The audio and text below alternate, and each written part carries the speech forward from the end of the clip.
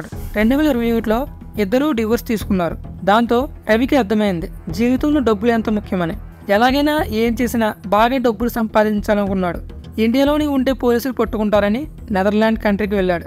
అక్కడే ఉంటూ కొత్త సర్వర్స్ని కొనుక్కుని మూవీస్ని అప్లోడ్ చేసుకుంటూ ప్రమోషన్స్ చేస్తూ డబ్బులు సంపాదించడం మొదలుపెట్టాడు.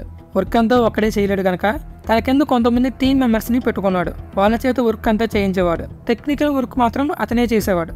2021లో కరోనా సెకండ్ వేవ్ టైంలో ఐబొమ్మకి ఆదరణ ఇంకా పెరిగింది. తెలుగు స్టేట్స్లో ఐబొమ్మ వెబ్సైట్స్ బాగా ఫేమస్ అయ్యింది. థియేటర్స్కి వెళ్ళి మూవీస్ చూడలేని వాళ్ళకి, ఓటీటీ ప్లాట్ఫామ్స్ సబ్స్క్రిప్షన్ కొనలేని వాళ్ళకి ఐబొమ్మ వెబ్సైట్ బాగా ఉపయోగపడింది. రవి కూడా వెబ్సైట్ని క్వాలిటీగా మెయింటైన్ చేయడం కోసం థియేటర్ ప్రింట్స్ని అప్లోడ్ చేయకుండా కేవలం ఓటీటీ ప్లాట్ఫామ్స్లో రిలీజ్ అయిన తర్వాతే అప్లోడ్ చేసేవాడు.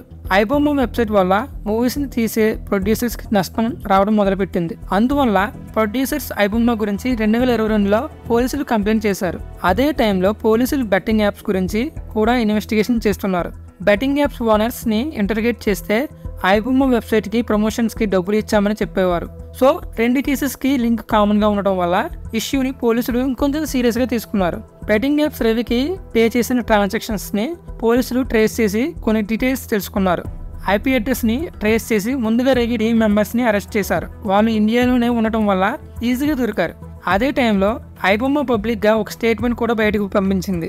అదేంటంటే, మా వెబ్సైట్ మీద ఫోకస్ చేయడం ఆపండి, లేదంటే మేము మీ మీద ఫోకస్ చేయాల్సి ఉంటుంది. హీరోలకి అంత రెమ్యూనరేషన్ అవసరమా? సినిమా ఇండస్ట్రీలో చాలా మంది ఉన్నారు, వాళ్ళు ఏమైపోతారని కబుర్లు చెప్పకండి. వాళ్ళకి మీరు ఇచ్చే అమౌంట్ని ఏ కూలి పని చేసినా వస్తాయి, మీ హీరోయిన్లకి వస్తాయా? సినిమా బడ్జెట్లో ఎక్కువ శాతం రెమ్యూనరేషన్కి మరియు విదేశాల్లో షూటింగ్స్కి మరియు ట్రిప్స్కి ఖర్చు పెడుతున్నారు. ప్రొడక్షన్ బాయ్స్ నుంచి లైట్ బాయ్స్ వరకు ఎంత ఖర్చు పెడుతున్నారు?